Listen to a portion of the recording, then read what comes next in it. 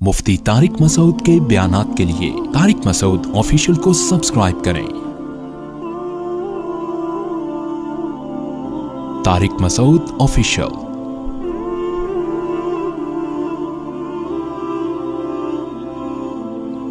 अल्लाह ने आदम अलैहिस्सलाम का वाक़या बयान किया कि वइज़ क़ुल्ना लिल मला वलक़द ख़लक़नाकुम, हमने तुम्हें पैदा किया। और कैसे? मिट्टी से, आदम को। फिर हमने आदम फरिश्तों को हुक्म दिया कि आदम को सजदा करो। ये हमें दुनिया में जब लाया जा रहा है तो हमें प्रोटोकॉल दिया जा रहा है। और जो आदम को नहीं मानते, जो कहते हैं बंदर से इंसान बनाए, उन्होंने इंसान को प्रोटोकॉल बोलो नहीं दिया। उन्होंने तो इंसान की एक इत्तेफाकी हादसे का नतीजा है वो तो फिर इंसान की काबिल इज्जत थोड़ी हुआ। हमें बताया जा रहा है कि इंसान जब दुनिया में आया बड़े एहतमाम के साथ आया था, वो ऐसे ही नहीं आ गया। सारी मखलूक ने उसको, आदम को सजदा किया। शैतान अड़ गया। अल्लाह ने कहा कि तूने सजदा क्यों नहीं किया? क़ाल अना खैरुम मिन्हु, मैं इससे बेहतर हूँ। खलक़तनी मिन नार, तूने मुझे आग से बनाया और इसे मिट्टी से बनाया। आग मिट्टी को सजदा नहीं कर सकती। कुरान कहता है, हमने कहा फ़ाहबित मिन्हा, दफ़ा हो जा यहाँ से, निकल जा यहाँ से। तुझे इसकी इजाज़त नहीं है कि मेरे हुक्म के सामने तू तकब्बुर कर। इन्नका मिनस सागिरीन, आज से तू मेरी नज़र से गिर गया है। बजाय तौबा करने के शैतान ने कहा अनज़िरनी इला यौम युबअसून, ए अल्लाह मुझे क़यामत तक के लिए ज़िंदगी दे दे। अल्लाह ने फरमाया इन्नका मिनल मुनज़रीन, मैं तुझे क़यामत से पहले मौत नहीं दूंगा, कर ले जो करना है। क़ाल फ़बिमा अग़वैतनी, ए अल्लाह इस आदम की वजह से तूने मुझे गुमराह किया है। लअक़उदन्न लहुम सिरातकल मुस्तक़ीम, जब भी ये आदम सीधे रास्ते पे चलेगा मैं उस रास्ते के सामने आकर बैठ जाऊंगा, नहीं चलने दूंगा। ये जेलिसी, हसद इसकी वजह से हुआ, इसकी वजह से हसद में आ गया। थुम्मा लआतियन्नहुम मिन बैनि अदीहिम, ए अल्लाह, यानी चैलेंज कर रहे हैं अल्लाह को, मैं इसके सामने से भी आऊँगा, इसके पीछे से भी आऊँगा, दाएं से भी आऊँगा, वान शमाइलिहिम, बाएं से भी आऊँगा। वला तजिदु अक्सरहुम शाकिरीन, ए अल्लाह इनमें से अक्सर को तू देखेगा कि वो तेरे शुक्रगुजार नहीं बनेंगे। 100% का तो मैं चैलेंज नहीं करता, लेकिन अक्सरियत को जहन्नम में पहुंचा के छोड़ूंगा। कैसे चैलेंज कर रहा है? ये नहीं कह रहा कि मैं सबको गुमराह करने की कोशिश करूंगा, ना ना, रिजल्ट बता रहा है। ये ऐसे है जैसे कोई आपको कहकर गए कि यार फलां दहशतगर्द है, उससे लड़ना है। एक तरीका धमकी का ये होता है कि मैं अब तो नहीं छोड़ूंगा उसको। एक तरीका होता है कि आप देख लेना कल सुबह अखबार में उसकी रिपोर्ट आ जाएगी, यानी खबर बता रहे होते हैं ना कि बस ये समझो कि ये काम है भाई, हो गया, बस समझो कि ये, बस आपने मुझे कह दिया ना, कल सुबह अखबार में आ जाएगा वो। ये तरीका होता है बड़ी धमकी का। तो शैतान ये नहीं कह रहा कि मैं सबको गुमराह करूंगा। शैतान कह रहे हैं अल्लाह मैं खबर पेश कर रहा हूँ, ला तजीदु अक्सरहुम शाकिरीन, अक्सर लोगों को तू देखेगा कि वो शुक्रगुजार नहीं है। और कुरान कहता है वलक़द सद्दक़ा अलैहिम इब्लीसु ज़न्नहु, शैतान ने जो दावा किया था ना, उस दावे में शैतान ने अपने आप को सच्चा पाया। अक्सरियत को शैतान जहन्नम का ईंधन बना चुका है। जब शैतान ने ये काम किया, अल्लाह ने कहा उखरुज मिन्हा मज़ऊमम मदहूरा, निकल जा यहाँ से जलील होकर और धुतकारा हुआ होकर, यानी बजाय तौबा करने के और चैलेंज पे चैलेंज कर रहा है। और फिर अल्लाह ने फरमाया अल्लाह मन तबिअका मिनहुम, ठीक है मैंने तुझे लोगों में छोड़ दिया, तो इनको गुमराह कर, लेकिन मैं तुझे बताऊं कि जो तुझे फॉलो करेंगे लअमलअन्न जहन्नम मिनकुम अजमाइन, तुझ समेत उन लोगों को तेरे साथ जहन्नम में डाल के जहन्नम को मैं भर दूंगा। मैं भी जहन्नम भरने में बुखल से काम नहीं लूंगा, लेकिन मैं ये बात तेरी लोगों को बताऊंगा जरूर कि वो तुम्हारे पीछे पड़ा हुआ है। इसके बाद अल्लाह ने आदम अलैहिस्सलाम से, इधर तो अल्लाह का मुकालमा किससे चल रहा है भाई? शैतान से। चल जा, तुझे मोहलत दी, पंजा आजमा तू जाके। इधर अल्लाह ने आदम अलैहिस्सलाम से खिताब किया, वया आदम, और ए आदम, उसकुन अंता वज़ौजुकल जन्ना, तू और तेरी बीवी दोनों कहाँ जिंदगी गुजारो? जन्नत में। जन्नत में ऐशो इशरत करो। और فَكُلَا مِنْ حَيْثُ شِئْتُمَا، تم دونوں کو میں کہہ رہا ہوں پوری جنت تمہارے لیے میں نے حلال کر دی، جہاں سے کھاؤ چاہو کھاؤ پیو. وَلَا تَقْرَبَا هَٰذِهِ الشَّجَرَةَ، یہ والا جو درخت ہے کھانا تو دور کی بات، اس کے قریب بھی مت جانا، اس کے قریب بھی مت جانا. فَتَكُونَا مِنَ الظَّالِمِينَ، دونوں ظالمین میں سے ہو جاؤ گے. فبس شیطان آ گیا، اس نے کیسا ہوشیار ہے، چلو پہلے آدمی کو چھوڑ دیتا، یہ کل سے میں اپنا کام ابھی تھوڑا ریسٹ کر لوں، ابھی تو دھمکیاں ومکیاں چلی ہیں، ذرا ایک ہفتہ ریسٹ کرتا ہوں، تھوڑا آرام کرتا ہوں، اس کے بعد پھر جو ہے کوشش کریں گے. ویژنری لوگ جو ہے نا وہ ریسٹ نہیں کر، چاہے اچھا ویژن ہو چاہے برا ویژن، اس سے پتہ چلتا ہے. اور شیطان اس میں کامیاب بھی ہوا. قرآن کہہ رہے اکثریت کہاں جائے گی؟ جہنم میں. شیطان نے جو کہا تھا نا کر کے دکھایا، لیکن بے وقوف یہ نہیں دیکھ رہا کہ میں بھی تو جا رہا ہوں ٹھیک ہے نا، یہ بے وقوفی ہے اس کی. اس نے کہا کوئی بات نہیں، ہم بھی جائیں گے، ان کو بھی لے کے مریں گے. تو اسی وقت سے شیطان نے کام اپنا شروع کر دیا. یہ جنت میں کیوں چلے گئے؟ قرآن کہتا ہے فوسوس لہما الشیطان، دونوں کو جا کے دل میں وسوسے ڈالنا شروع کیے شیطان نے، دل میں وسوسے. لیبدیہما ما وقال ما نہاکما ربکما عن ہذہ الشجرہ، ان کے دل میں جا کے خیالات ڈالے کہ دیکھو پوری جنت میں ہر چیز کھانے کی اللہ نے اجازت دے دی ہے، یہی والے پہ پابندی لگائی ہے، اس کا مطلب اس میں کچھ ایسی خاص چیز ہے جو دوسروں میں نہیں ہے. یہ انسان کی نیچر ہے کہ جس چیز سے روکا جائے نا، آپ تجربہ کر کے دیکھ لیں، گھر میں نا ایک الماری رکھیں اور ہر جو دراز ہوتی ہے نا اس میں کسی میں لاک نہ لگائیں، ایک میں لاک لگا دیں، اس میں کچھ بھی نہیں ہے، اس میں مری ہوئی چھپکلیاں ڈال دیں آپ. بے شک بچوں کو بولیں کہ اس کو نہیں کھولنا، بچے کسی کو نہیں کھولیں گے سوائے اسی کو کھولنے کی، ان کو ہوگا. وہ یہ شیطان وسوسے ڈالتا ہے، وہ نافرمانی کرواتا ہے. اب آدم علیہ الصلوۃ والسلام کے دل میں اور اماں حوا ان کی زوجہ، دونوں کے دل میں شیطان نے وسوسہ ڈالا اور کہنے لگا ما نہاکما ربکما عن ہذہ الشجرہ، دیکھو اس درخت میں کچھ تو ہے، اللہ چاہتا ہے کہ تمہیں جنت تو ملے لیکن وقتی، عارضی، موت تو ہے نا، وہ تو یہاں بھی مرو گے تم. تو لگتا ہے کہ اس درخت میں ایک چیز ہے کہ یہ درخت کھاتے ہی ہمیشہ زندگی، موت، یہ ایسی ویکسین لگ جائے گی یہ کرونا سے حفاظت کی ویکسین ہے، اور کرونا نہیں بلکہ یہ موت سے حفاظت کی کیا ہے؟ ویکسین ہے. یہ کھاتے ہی موت پروف ہو جاؤ گے. اور دوسری بات، فرشتے بن جاؤ گے جن کی ہزاروں سال عمریں ہوتی ہیں. یہ چکر ہے. قرآن کہتا ہے ایسے دل میں بار بار بار بار. اب پیغمبر جو ہے نا ان کے بارے میں پوری امت کا اجماع ہے، ان سے صریح نافرمانی نہیں ہوتی.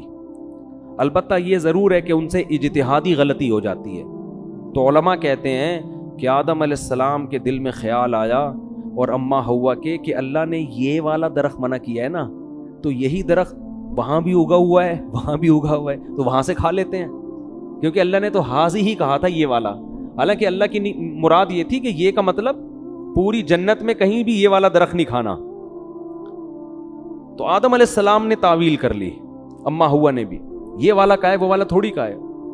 اور شیطان وسوسے ڈال رہا ہے کہ کھا لو بھائی، کھا لو بھائی. جا کے قرآن کہتا ہے فلما ذاق الشجرہ، کھانا تو دور کی بات، ابھی زبان پہ پھل کو رکھا اور چکھا ہی تھا، فوراً اللہ کی طرف سے پہلا عذاب کیا آیا، وطفقا بدت لہما سوآتہما، اللہ نے دونوں سے جنت کا لباس چھین لیا، دونوں برہنہ ہو گئے. وطفقا یخصفان علیہما من ورق الجنہ، اور شرم کی وجہ سے جلدی جلدی جنت کے درختوں کے پتوں کو اپنے اوپر ڈالنے لگے. دیکھو دونوں میاں بیوی تھے اور میاں بیوی کا آپس میں کوئی پردہ نہیں ہوتا، اس کے باوجود اس سے پتہ چلتا ہے کہ حیا کا تقاضا ہے کہ نارملی عام حالات میں میاں بیوی لباس کے اندر رہیں، ایک دوسرے کے سامنے اپنے سطر کو ظاہر مت کریں. اس سے آپ اندازہ لگاؤ کہ جو ہماری لبرل خواتین جو کسی کی بیوی بھی نہیں ہے، غیر محرم مرد کے سامنے نارمل حالات میں نیم برہنہ لباس پہن کے گھومتی ہیں، قرآن کی نظر میں وہ کس قدر بے حیا ہیں. یعنی بیوی کو بھی کہا جا رہا ہے کہ نارمل حالات میں جب میاں بیوی کا کوئی ریلیشن نہ ہو اس وقت تو نارمل پراپر ڈریس میں ہونا چاہیے. حالانکہ میاں بیوی کا کوئی پردہ نہیں ہے, لیکن یہ حیا کا تقاضا ہے. اور وہ عورت جو کسی ایسے مرد کے سامنے اپنے جسم کو ظاہر کرتی ہے جو اس کا شوہر بھی نہیں ہے اور نارملی اس ڈریس میں گھومتی ہے, اسکرٹ پہن کے گھوم رہی ہیں, سلیو لیس کپڑے پہن کے گھوم رہی ہیں, اس کا مطلب یہ لوگ آدم علیہ السلام اور اما ہوا کی نیچر پر نہیں ہے, انہوں نے اپنی خاندانی پرمپرا کو چھوڑ دیا ہے. اصل تو ہمارا خاندان آدم اور ہوا والا ہے نا, یہ اپنے کلچر کو فالو نہیں کر رہے, یہ آدم اور ہوا کی نیچر پہ نہیں ہے, یہ فطرت پہ نہیں ہے یہ لوگ. تو فطرت اس کا تقاضا کرتی ہے کہ میاں بیوی بھی عام حالات میں, نارمل حالت میں وہ ایک دوسرے کے سامنے اپنے جسم کو ظاہر کرتے ہوئے شرم محسوس کرتے ہیں. تو اب القرآن کہتا ہے فَطَفِقَا يَخْصِفَانِ عَلَيْهِ وَنَادَاهُمَا رَبُّهُمَا, فوراً رب نے ان دونوں کو پکارا. أَلَمْ أَنْهَكُمَا عَنْ تِلْكُمَا الشَّجَرَةِ, کیا میں نے تم دونوں کو منع نہیں کیا تھا یہ درخت مت کھانا. وَأَقُلْ لَكُمَا إِنَّ الشَّيْطَانَ لَكُمَا عَدُوٌّ مُّبِينٌ, کیا میں نے کہا نہیں تھا کہ شیطان تمہارا دشمن ہے. اس سے پتہ چلتا ہے کہ اللہ تعالیٰ یہ واقعہ آدم علیہ السلام کو بھی سنا چکے تھے کہ دیکھ آدم, سب نے سجدہ کیا ہے, شیطان نے نہیں کیا, اور یہ تمہیں اور تمہاری بیوی کو گمراہ کرے گا. اب دیکھو ہوا کیا ہے, شیطان کو اللہ نے کہا تھا نا کہ سجدہ کیوں نہیں کیا, شیطان نے فوراً لاجک پیش کرنا شروع کر دی, میں بہتر اور یہ کیا ہے, یہ مجھ سے کمتر ہے. لیکن آدم علیہ السلام نے یہ کام نہیں کیا. آدم علیہ السلام نے یہ نہیں کہا کہ اللہ میں جنت میں آیا ہوں, تو نے یہ والا کہا تھا, میں نے وہ والا کھایا, یہ والا تھوڑی کھایا. جیسے بچے نہیں فوراً شروع کر دیتے ہیں, فوراً عذر پیش کرنا شروع کر دیتے ہیں, میں نے یہ والا تھوڑی, میں نے تو وہ والا کھایا ہے. اور دوسری بات یہ کہ ایک دفعہ کھا لیا نا, کھایا کہاں ہے, وہ تو چکھا ہی تھا, ٹھیک ہے نا, کھایا کہاں ہے, ابھی تو زبان پہ رکھا تھا, کھانے دیا کہاں تو نے. دوسری بات یہ کہ اللہ جب تو نے پوری جنت میرے لیے حلال کر دی تو ایک درخت پہ پابندی لگانے کا کوئی فلسفہ میری سمجھ میں آتا ہے نہیں. ٹھیک ہے آئندہ میں احتیاط کروں گا, نہیں کھاؤں گا, لیکن یہ مائنڈ میں آنے والی بات ہے نہیں آ رہی بات. آج یہی ہو رہا ہے نا, شریعت عورت کو حکم دے رہی ہے پردہ کرو. خواتین کہتی ہیں ایکچولی پردے کی معاشرے میں ضرورت کیا ہے, مرد کی آنکھوں میں حیا ہونی چاہیے. یہ ان لوگوں کا کام ہے جن کے دلوں میں خدا کا خوف نہیں ہے, جیسے کہ شیطان کے دل میں نہیں تھا. اللہ نے حکم دیا, نبی نے حکم دیا داڑھی بڑھاؤ, رکھ لو بھائی داڑھی, نہیں رکھتے توبہ استغفار کرو. نہیں, ایکچولی وہ تو اس دور کا کلچر تھا, ایکچولی وہ تو یوں تھا, ایکچولی وہ تو یوں. اسلام کو داڑھی میں تھوڑی پورا اسلام رکھا ہوا ہے. اصل تو انسان کا کردار اچھا ہونا چاہیے, اخلاق اچھے ہونے چاہیے, دل نہ دکھاؤ. اور بھائی داڑھی رکھنا فرض ہے. اللہ نے موسیٰ علیہ السلام کو کوہ طور پہ بلا کے حکم دیا تھا کہ یہودیوں سے کہیں داڑیاں رکھیں, داڑھی مت کٹائیں. ہمارے نبی کی بخاری مسلم کی حدیث ہے, یہود و نصارہ کی مخالفت کرو, داڑھی بڑھاؤ. تمام پیغمبروں کی داڑیاں تھیں, تمام پیغمبروں کی. لیکن آپ دیکھ لو ہمارا لبرل طبقہ ایکچولی یوں ہے, اچھے دل میں ہو داڑھی, اندر ہونی چاہیے, اندر نہیں باہر بھی ہونی چاہیے داڑھی. اندر کا کوئی فائدہ نہیں ہے, باہر داڑھی پراپر ہونی چاہیے. نہیں رکھی جاتی توبہ استغفار کرو, اللہ سے مانگو, اللہ کے حکم کو تبدیل مت کرو. تو ہر چیز میں ایسا ہی ہو رہا ہے کہ پردے کے معاملے میں آپ دیکھ لو, اور دوسری شادی میں بھی یہی ہو رہا ہے. بات آ گئی ہے تو جلدی سے تھوڑی سی کر کے نکلتا ہوں آگے. بھائی 4 شادیوں کی اللہ نے مرد کو اجازت دی ہے کہ اگر وہ عدل کر سکتا ہے تو کرے. ایکچولی وہ اصل میں وہ تو اس دور میں جنگوں میں مرد اتنے شہید ہو جاتے تھے, ایکچولی اس دور میں آدمی میں کہاں. بھائی اللہ کا اجازت ہے تو اس کا مطلب اجازت ہے, کسی کا باپ بھی اس اجازت کو ختم نہیں کر سکتا. جاؤ ایسی کی تیسی ہے تو ہے, اس میں کون سی شرمندگی کی بات ہے بھائی, اللہ نے اجازت دی ہے, دیٹس آل. عدل کرنا نہ کرنا اس کی ذمہ داری ہے نا, جو کر رہا ہے. نہیں کرے گا تو اللہ پکڑے گا اس کو. ہر چیز میں اسلام نے حکم دیا جلدی شادی کرو, بالغ ہوتے ہی. ایکچولی اس دور میں اتنے مسائل ہیں, ایکچولی بچہ نہ سمجھی, شادی کوئی بڑیوں کا, یہ باتیں ہو رہی ہوتی ہیں معاشرے. ابھی میرا وہ کلپ آیا ہے, لوگوں نے اس کو بھی ایک مزاحیہ اس میں لے گئے کہ اللہ کرے مفتی طارق مسعود صاحب وزیر اعظم بن جائیں. میں نے کہا نا میں وزیر اعظم بنا تو میں ڈنڈے سے مار مار کے شادیاں کراؤں گا. تو نیچے لوگوں نے کہا اللہ کرے جلدی سے میرے وزیر اعظم بننے کا انتظار مت کرو, ویسے ہی کر لو. سمجھ رہے ہو کہ نہیں سمجھ رہے؟ تو نہیں کرتے کوئی بات نہیں ہے, لیکن مانو تو نا. تو جو بھی اللہ کو, سود حرام ہے, خام خام میں اس پہ حلال کا لیبل مت لگاؤ سود پر. انشورنس جوا اور غرر ہے, یہ حرام ہے, چاہے انسانیت کو فائدہ ہی ہو رہا ہو. اللہ نے منع کر دیا بھائی, خمر میسر والمیسر والانصاب والازلام, یہ خرید و فروخت کا تجارت کا جائز طریقہ نہیں ہے. حج آپ کو زندگی میں ایک بار کرنا پڑے گا. حج کے پیسے کسی غریب کو کھلاؤ گے تو حج ادا نہیں ہوگا. قربانی سے ہوگی. لوگ کہتے ہیں قربانی کے پیسے سے کسی لڑکی کو جہیز دے دو, جہیز دینے سے جہیز کا ثواب مل جائے گا.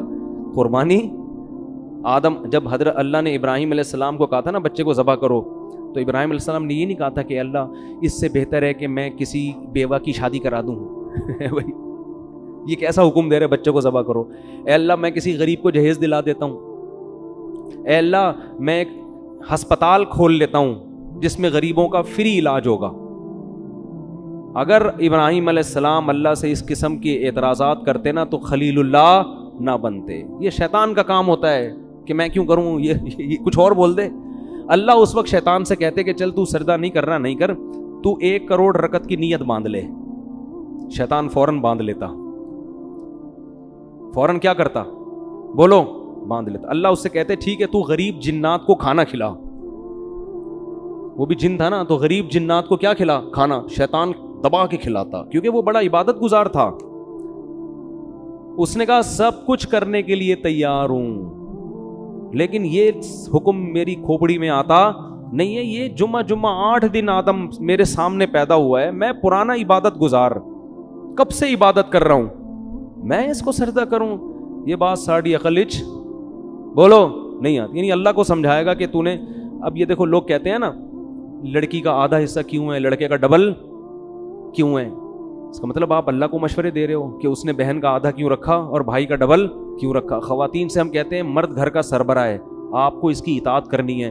خواتین کہتی ہیں کیوں, فوراً کہتی ہیں کیوں, یہ اس میں کیا ہے, یہ اس کو میں سربراہ مانوں, میں اس کی اطاعت کروں, یہ مجھ سے پوچھ کے گھر سے باہر جاتا ہے جو میں اس سے پوچھ کے جاؤں.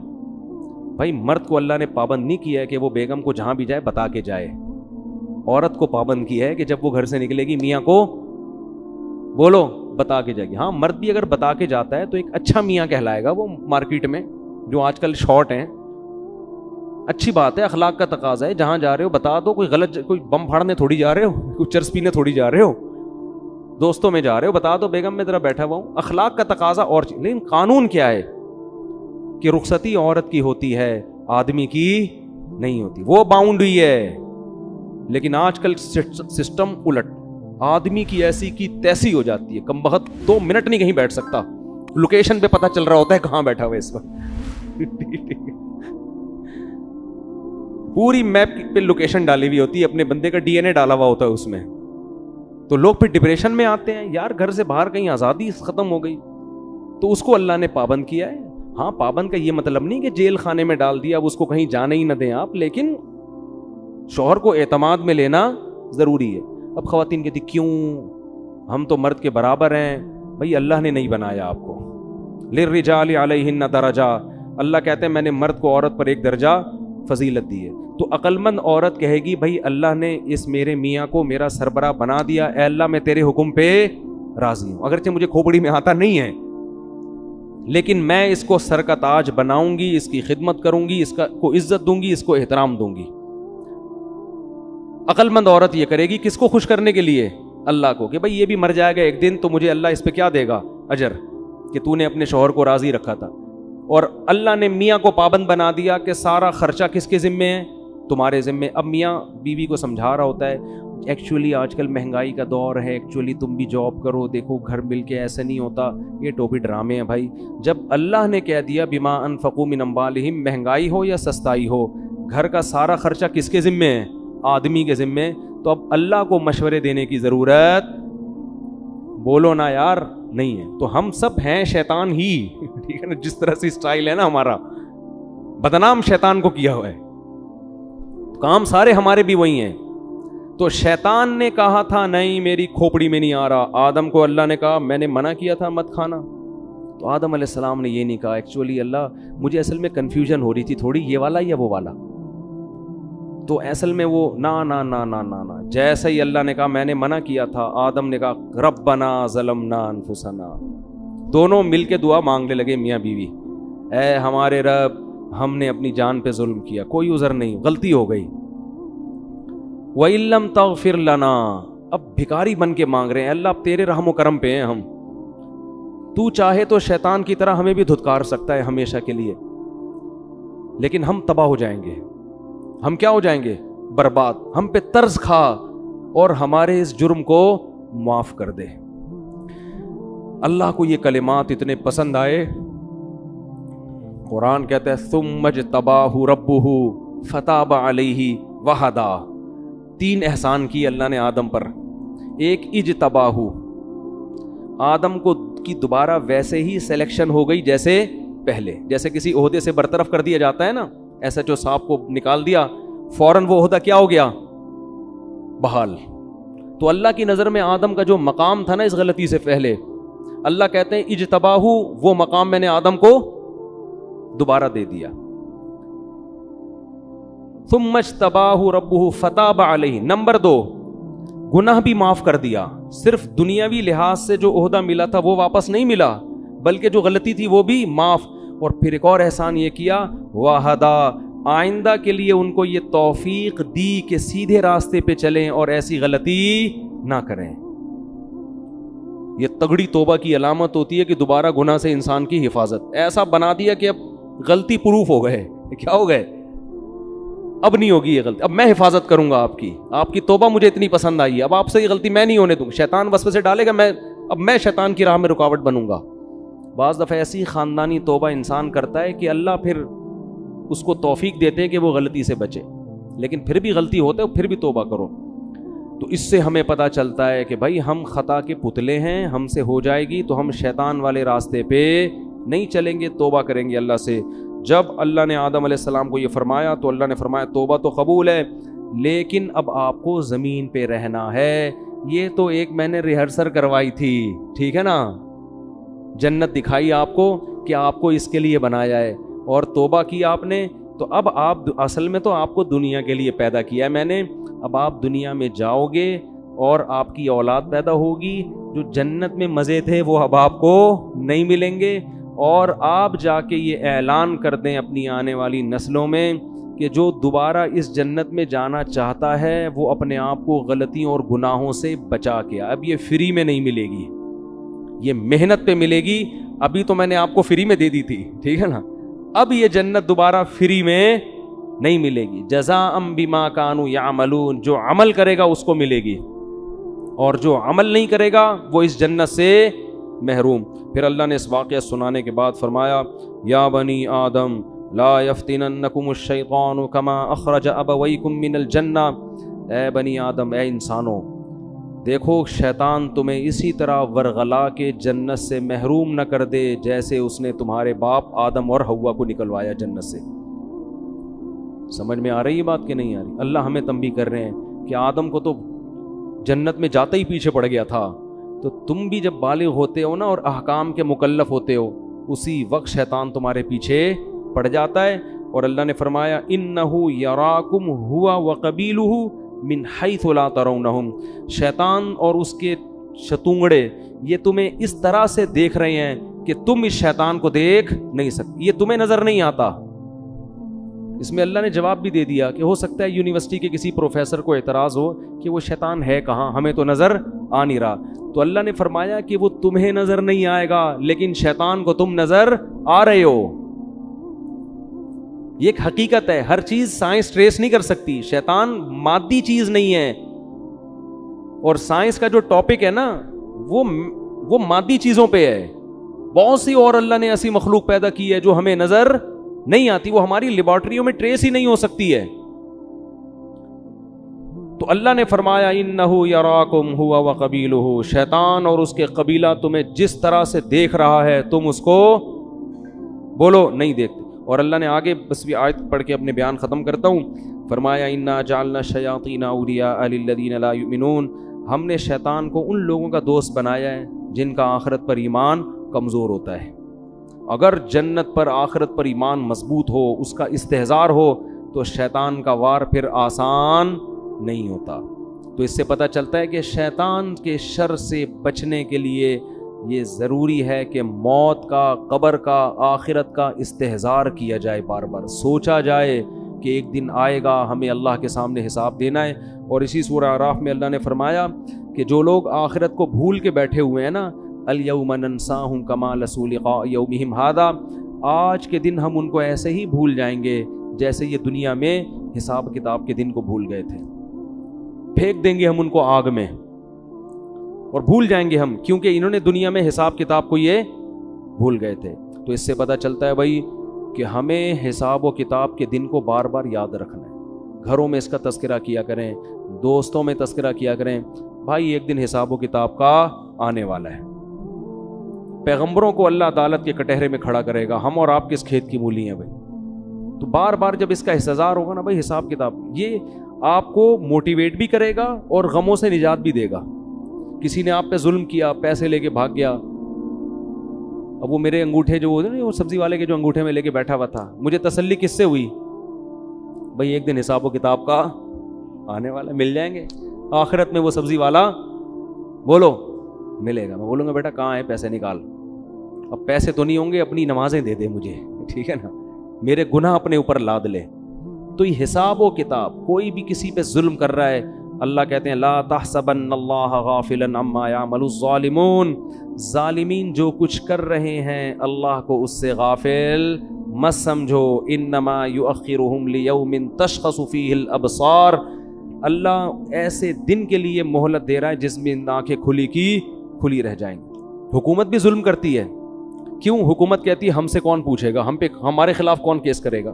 ابھی دیکھو نا وہ جو دھرنے میں مارم پیٹی ہو رہی ہے، ٹھیک ہے دونوں طرف سے غلطی ہو رہی ہے، لیکن اس غلطی کا ذمہ دار کون ہے؟ حکومت۔ کیا آپ نے ایک ایگریمنٹ کیا، معاہدہ کیا اور آپ اس معاہدے سے پیچھے ہٹ گئے؟ تو جو البادی ہے نا، جو پہل کرنے والا ہوتا ہے نا، اصل ذمہ دار کون ہوتا ہے؟ وہ ہوتا ہے۔ تو آپ نے ایگریمنٹ کیا کیوں تھا اس وقت؟ آپ سوچ کے ایگریمنٹ کرتے نا، لیکن گورنمنٹ جو ایگریمنٹ کرتی ہے اس کو توڑتی ہے، کیونکہ جب سب لوگ حکومتی سطح پہ حکومت کے ساتھ ہوتے ہیں تو حکومت کو پتہ ہے کہ میرے خلاف کیس کرنے والا کوئی بھی نہیں ہے، جو عدالت کیس کی سماعت کرے گی وہ ہم نے اپنے بٹھائے ہوئے ہیں۔ تو ایگریمنٹ توڑنا طاقتور کے لیے بہت آسان۔ تو اللہ قرآن میں کیا فرماتے ہیں کہ لا تحسبن اللہ غافلا، فرعون نے کیا کچھ نہیں کیا تھا، تو اللہ فرماتے ہیں دنیا میں کہیں بھی کسی پہ ظلم ہو رہا ہے تو اللہ کو غافل مت سمجھو۔ پھر اے اللہ تو حساب لیتا کیوں نہیں ہے؟ اللہ فرماتے ہیں یوم تشخص یؤخرہم، ہم نے ایک ٹائم متعین کیا ہوا ہے، حلیم ہے اللہ، بردبار ہے، جلد باز نہیں ہے۔ فوراً اگر ہو تو پھر تو سارے انسان کے بچے بن جائیں۔